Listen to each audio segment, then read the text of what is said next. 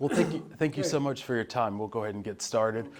So talk to me about the importance of today's announcement here in Syracuse, a place that's near and dear to your heart. What does this mean for chip manufacturing, not just here, but across the country? Look, one of the things that's happened in the last 25 years is we've lost a manufacturing base. And places used to be proud producers of good jobs, whether it's in Northeast Pennsylvania or here or all across the country. They lost hope, and this brings back hope. You saw the reaction of the people out there. It wasn't so much to the brilliance of the speeches, it was, there's hope, we're back. And it's going to mean that we are going to be the leading chip manufacturer in the world. We invented these chips. We did the memory chips. We're the ones that did the United States. It's about time it came home. I want to turn to the economy. Today's GDP report shows that the U.S. economy grew 2.6% in the third quarter. What's your top line reaction to that? Top line reaction is really good. There's nothing bad about the report. Nothing bad about the report. And the core inflation is actually down about 1.5 points. We're in a situation where we've created more jobs. We're in a situation where, and look, the price of gasoline's falling. The price of gasoline just in the last several months is down to $1.26 or 27, and if the oil companies start to charge what they should be charging based on the cost of a barrel of oil, it'd be down another 40 cents, and I'm going to keep pushing until they get it down. But what do you say to Americans? Because gas prices to many people are still too high, groceries are still expensive. What's your message to Americans? My message is we're getting them down. I told you I'd bring them down, we're bringing it down. I come from a family where if gas prices went up or food prices went up, what happened? What happened was it was a conversation at the kitchen table. And we're doing a whole lot of other things. And by the way, the food prices, the main driver of food prices is not the price of beef and eggs, et cetera, although they're up. It's packaged goods. Packaged goods. You're going to see people not buying Kellogg's Raisin Bran, which you're going to see them buy another Raisin Bran, which would be $1 cheaper. I mean, so what's happening is there is real movement. We're better positioned than any country in the world, any major country in the world. And our economy is growing and is still in a place where it's leveling out in a rational means.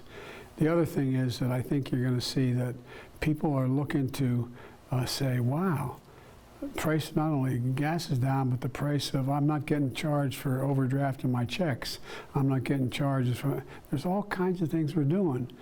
And one of the big things was we were able to, what we did with the Inflation Reduction Act is we reduced the cost of a lot of things for people, things that they need, prescription drugs. You know, the idea that the most senior citizens are going to have to pay for their drugs per year is $2,000. Some are paying $13,000, $14,000, $15,000 because of cancer drugs. That changes. $2,000 max. If in fact they raise the price like they did on 1,200 prescription drugs last year with the pharma companies, guess what? If they raise it higher than the price of inflation, they got to pay it back to Medicare. So there's a lot going on to reduce people's burdens.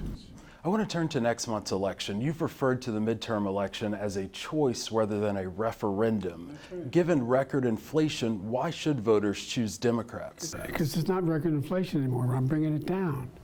Look what we inherited. I inherited 6.5% unemployment. It's down to 3.5%. We lost about 600. We lost hundreds of thousands of manufacturing jobs. We've created over 700,000 manufacturing jobs. Things are moving. As that report showed, that you have people who are now in a position where the combination of pay raises and job security, they're now in a better off, even with inflation, than they were before it. And inflation is coming down. I want to ask you about the conflict in Russia or in Ukraine. Today, President Putin of Russia said that he has no intent to use chemical or nuclear weapons in Ukraine. Do you believe him? I think if he has no intention, why does he keep talking about it? Why does he talk about the ability to use a tactical nuclear weapon? He's been very dangerous in how he's approached this, and he should just get out. He can end this all. Get out of Ukraine.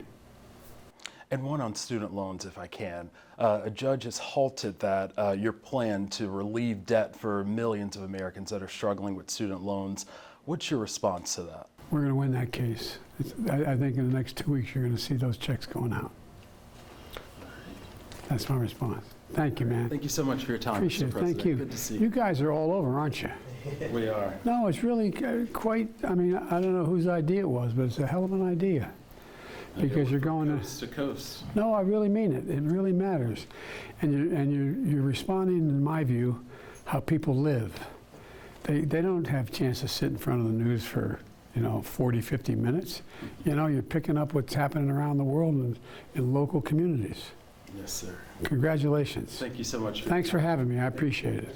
Thank you. Okay.